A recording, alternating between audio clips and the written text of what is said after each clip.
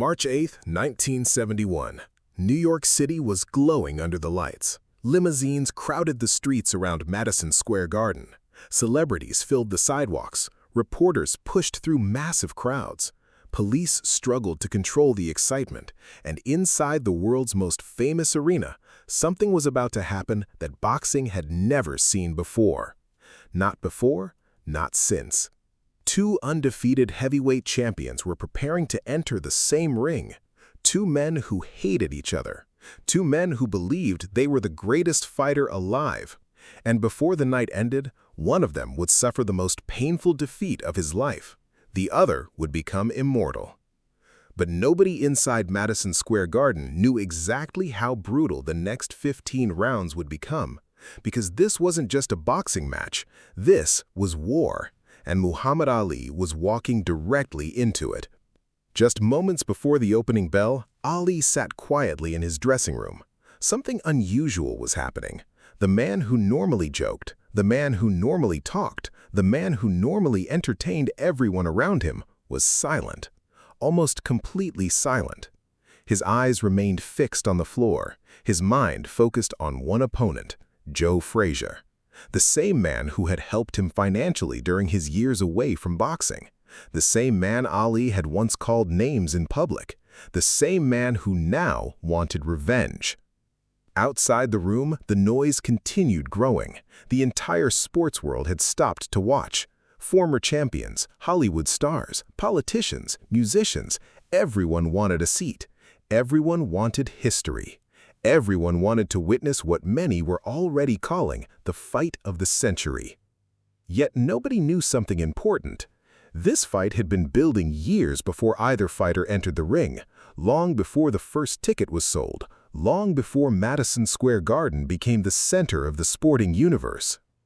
The story actually began years earlier, back when Muhammad Ali was still the heavyweight champion of the world, back when he seemed unbeatable, back when nobody imagined he would lose nearly 4 years of his career.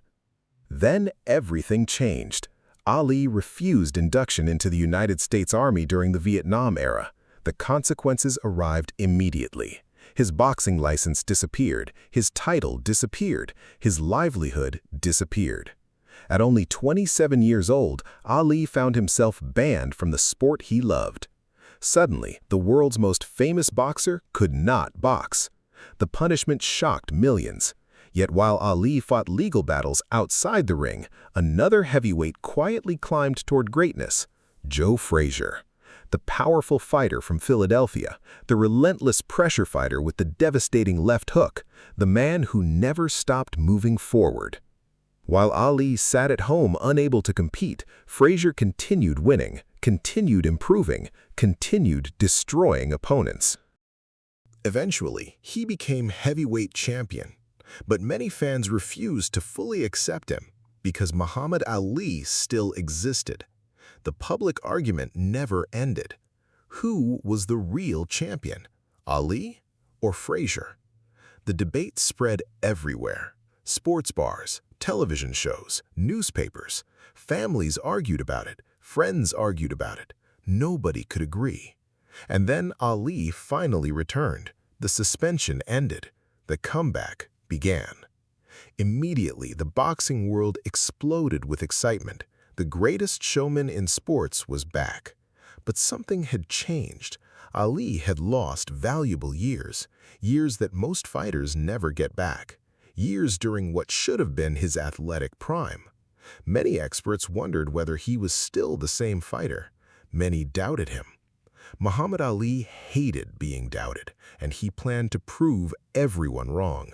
His comeback victories moved him closer to the biggest fight imaginable, a showdown with Joe Frazier, a showdown for the undisputed heavyweight championship, a showdown that would settle everything. At least that was the theory. Unfortunately, the rivalry became deeply personal, far more personal than it needed to be. Ali launched psychological attacks, public attacks, cruel attacks. He mocked Frazier relentlessly, called him names, questioned him publicly, embarrassed him whenever microphones appeared. The strategy worked. Joe Frazier became furious, not irritated, not annoyed, furious. Every insult increased his anger. Every interview increased his motivation. Every joke created another layer of resentment. By 1971, they weren't simply opponents. They were enemies, real enemies, and that made the fight even bigger. The build-up became unbelievable. Promoters understood they possessed something special, something historic. Every newspaper covered the rivalry. Every television network discussed it. The attention became overwhelming. Fight week finally arrived. New York transformed. Every hotel lobby contained reporters. Every restaurant contained celebrities. Every conversation contained one topic: Ali versus Frazier, the fight of the century. Ali remained confident, at least publicly. He predicted victory repeatedly, predicted domination repeatedly, predicted humiliation repeatedly. That was his style. That was what he did. Yet deep inside, Ali understood the challenge. Joe Frazier was unlike anyone he had ever faced. Unlike Sonny Liston, unlike Floyd Patterson, unlike Cleveland Williams. Frazier never backed away, never got discouraged, never stopped attacking. And that made him dangerous, very dangerous. Meanwhile, Joe Frazier trained with frightening intensity. He wasn't interested in predictions, wasn't interested in headlines, wasn't interested in interviews. He wanted one thing: to hurt Muhammad Ali. Not because he loved violence, because he wanted respect. The respect he felt Ali had stolen from him, the respect he felt he deserved. Every training session reflected that emotion. Every punch carried anger. Every round carried purpose. By fight night, Joe Frazier was prepared for war. Then came the walk to the ring. The atmosphere felt electric. Fans stood on their feet. Flashbulbs exploded throughout the arena. The noise became deafening. Muhammad Ali entered first. The crowd erupted. Some cheered, some booed. Most simply stared. The biggest sports star on earth had arrived. Ali looked calm, confident, focused. Yet beneath that confidence, pressure existed, enormous pressure. Because losing was not an option, not after everything he had endured, not after years of suspension, not after years of controversy, not after years of fighting to reclaim his position. Then Joe Frazier appeared. The reaction was equally intense. The champion marched toward the ring with determination written across his face. No smile, no celebration, no distractions, only business. The crowd sensed it immediately. Joe Frazier had come to fight. And suddenly, the reality became impossible to ignore. This was actually happening. The undefeated challenger, the undefeated champion, the two most famous heavyweights alive. One ring, one night, one winner. The referee delivered final instructions. The fighters moved closer, their eyes locked. Neither looked away. Neither blinked. Neither showed fear. The tension felt unbearable. Then the bell rang, and the fight of the century officially began. The opening seconds shocked many observers. Ali immediately used movement, beautiful movement, fast movement, the kind of movement that had made him famous. His feet danced effortlessly. His jab snapped forward. The crowd roared. For a moment, it looked like vintage Muhammad Ali, the version people remembered before the suspension, the version people feared. Joe Frazier remained patient, no panic, no frustration, no mistakes. He simply moved forward, step by step, cutting distance, applying pressure, searching for openings. Ali landed several clean jabs.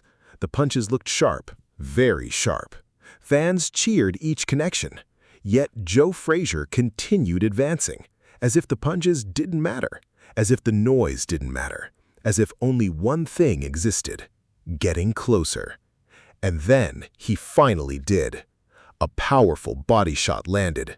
The crowd reacted instantly. Ali felt it. Everyone knew he felt it. For the first time that night, the challenger realized something. Joe Frazier was stronger than ever, and this fight was going to be much harder than expected. The first round ended. The audience exploded with excitement. But nobody knew the real battle had not even started yet. Because in the coming rounds, the pace would increase, the punches would become heavier, the hatred would become visible. And one of the most famous left hooks in boxing history was still waiting to be unleashed. The second round began with the same electricity that had filled Madison Square Garden from the opening bell, but something subtle had changed. Muhammad Ali was still moving beautifully, still flicking out that famous jab, still making the crowd believe they were watching the greatest boxer in the world. Yet Joe Frazier was no longer studying him.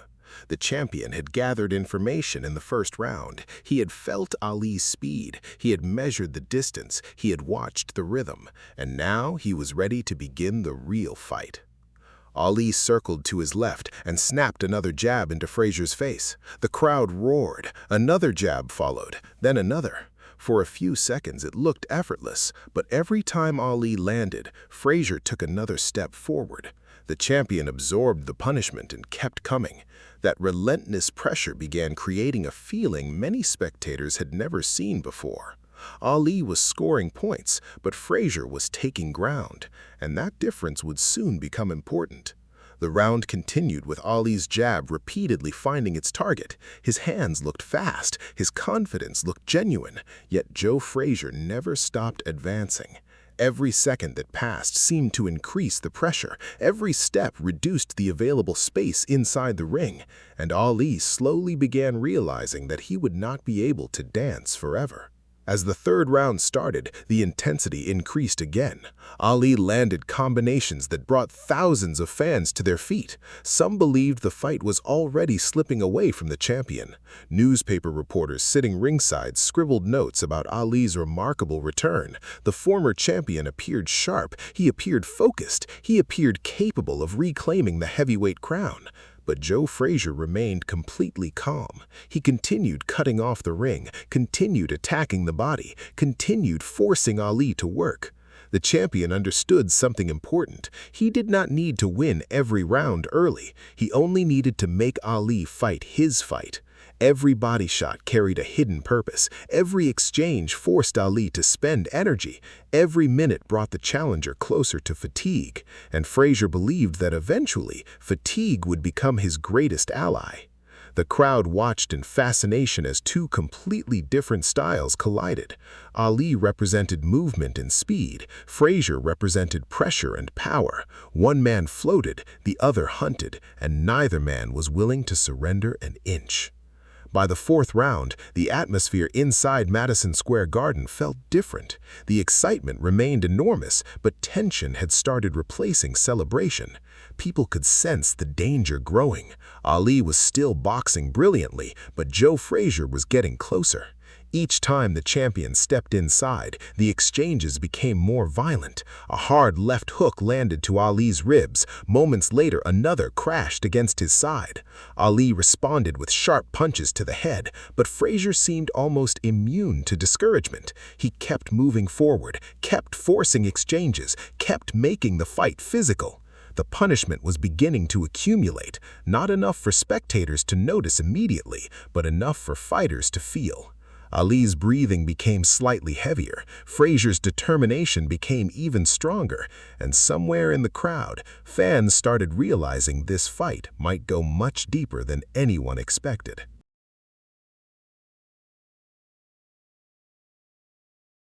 The fifth round brought some of Ali's best moments of the night. He found his rhythm. His jabs snapped repeatedly into Frazier's face. His combinations flowed beautifully. The challenger looked magnificent. The crowd erupted after every successful sequence. For several minutes, it seemed as though Ali had solved the puzzle. His movement frustrated Frazier. His speed created openings. His confidence grew.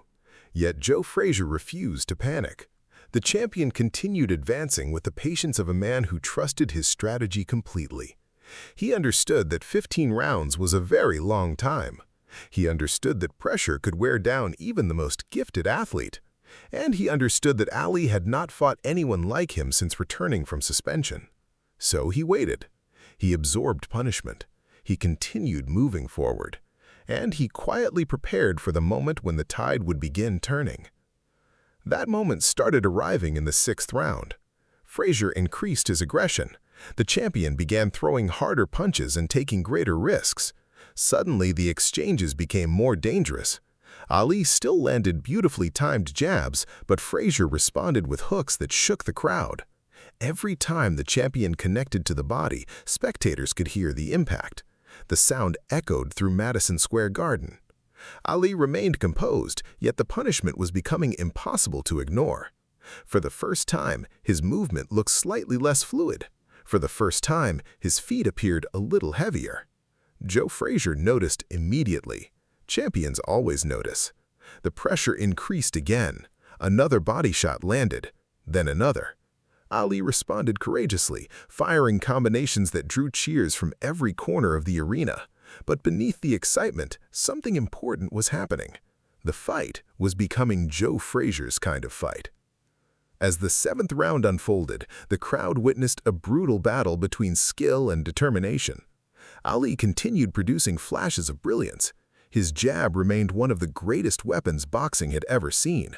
Yet Frazier's persistence was becoming almost unbelievable. The champion simply would not stop coming. He absorbed punches that might have discouraged other fighters. He ignored swelling, ignored fatigue, ignored pain. Every step carried him closer to Ali. Every second increased the pressure. Ringside observers began noticing the physical toll. Ali's face showed signs of punishment. Frazier's face showed signs of punishment.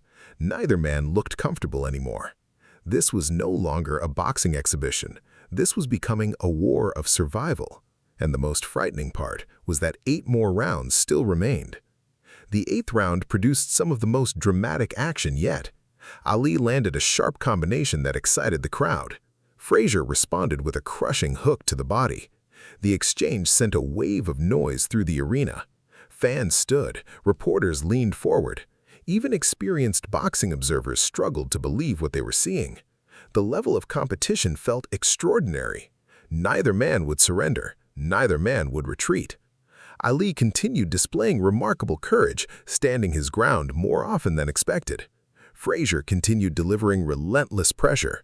The punishment increased with every passing minute.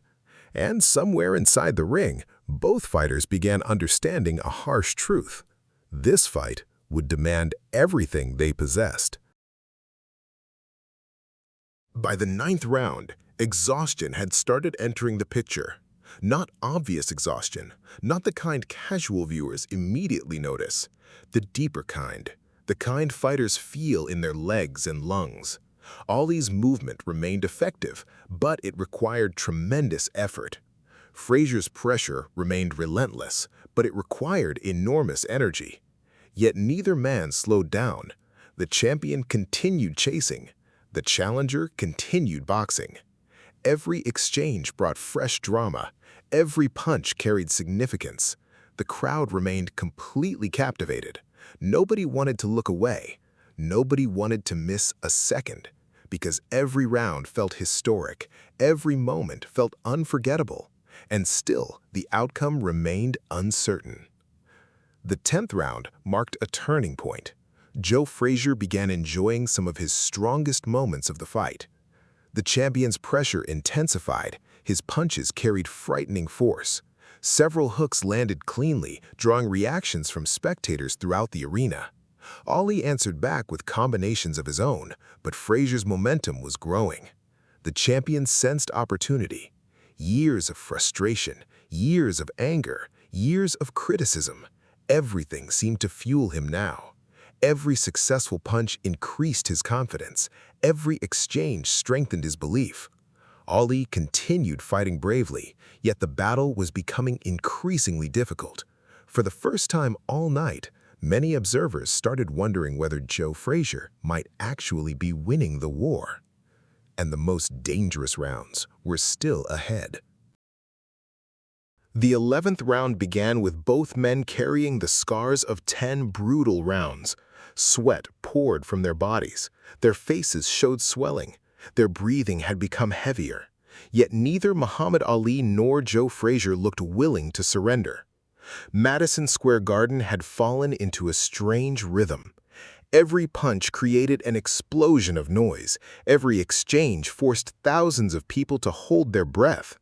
The fight had already exceeded expectations, but now it was entering legendary territory. Ali came out firing, determined to regain momentum. His jabs still flashed forward with incredible speed. His combinations still impressed the crowd. For brief moments, he looked like the Ali of old. The Ali who had once danced around Sonny Liston. The Ali who had shocked the world. But Joe Frazier was no longer chasing shadows. He was walking through fire. Every jab he absorbed brought him closer. Every combination only delayed the inevitable. The champion continued marching forward, throwing hooks to the body and head with frightening determination. The punishment on both sides became almost unbearable, yet neither man backed away. And as the round ended, one question hung over the arena. Who still had enough left for the final stretch? The 12th round answered part of that question. Joe Frazier came forward with the intensity of a man possessed. Years of anger seemed to fuel every punch. The criticism, the insults, the constant comparisons, everything drove him forward. Ali fought brilliantly, landing sharp combinations and speaking occasionally between exchanges, but Frazier's pressure never stopped. A hard left hook slammed into Ali's body. Another found its way upstairs. The crowd reacted instantly. Ali answered with crisp punches that snapped Frazier's head back. The champion barely seemed to notice. He simply kept advancing. By now, both fighters were exhausted beyond anything most people could imagine. Their muscles burned, their lungs screamed for air, yet they continued exchanging punches as if the fight had just begun. Ringside reporters later admitted they had never witnessed anything quite like it. Every second felt historic. Every punch felt important. And with only a few rounds remaining, nobody knew who was ahead. The 13th round became one of the most dramatic rounds of the fight. Ali suddenly found another reserve of energy. Perhaps it was pride. Perhaps it was desperation. Whatever the reason, he unleashed one of his strongest stretches of the night. His punches landed repeatedly. His combinations flowed beautifully. For a moment, Joe Frazier appeared vulnerable. The crowd rose to its feet. The noise inside Madison Square Garden became deafening. Ali sensed opportunity and pressed forward. The challenger looked determined to reclaim control of the fight. But Joe Frazier responded exactly as champions do. Instead of retreating, he fought back harder. The exchanges became savage. Both men stood in front of each other and traded punches that would have stopped most heavyweights. Neither man yielded. Neither man blinked. The crowd could hardly believe what they were watching. This was no longer about titles, no longer about records, no longer even about victory. It had become a test of pure human will, and both fighters refused to fail. As the 14th round began, exhaustion covered every inch of both men. Their faces were swollen. Their bodies carried the punishment of nearly 40 minutes of combat. Yet somehow they continued. Ali's movement had slowed dramatically compared to the opening rounds. Frazier's pressure remained relentless despite his own fatigue. Every punch required effort. Every step required determination. The crowd watched in stunned silence during parts of the round because the level of courage had become almost impossible to comprehend. Ali landed beautiful combinations. Frazier answered with crushing hooks. Blood, sweat, and determination filled the ring. Many spectators later described this round as one of the bravest displays of boxing they had ever seen. The fight had pushed both men beyond their limits, yet somehow neither had